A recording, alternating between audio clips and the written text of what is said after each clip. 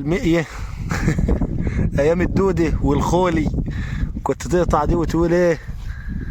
حمر.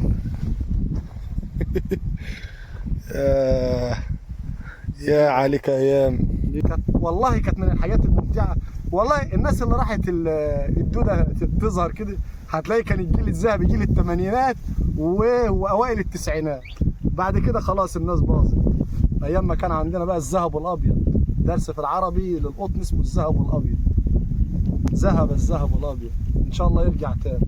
دي الدوده، دي بقى ايه؟ البيض. دايما اهو البيض والاكل وكل حاجه في ظهر الورقه، اسفل سطح الورقه مش اعلى سطح الورقه. الرش ده اللي احنا بنقوله دايما، الرش يا جماعه انت بترش لطشت كده ورقه القطن من هنا، لو الرش ما جابش معايا ظهر الورقه يبقى انت بترش غلط، راحت فلوسك يا صاحبي. ويقول لك الدواء مضروب واتضحك عليه. هو الدواء لازم يجي هنا، لازم الدواء يجيب ظهر الورقه بتاعت القطن معايا كده، لازم الغسل غسيل. لازم. وده اهو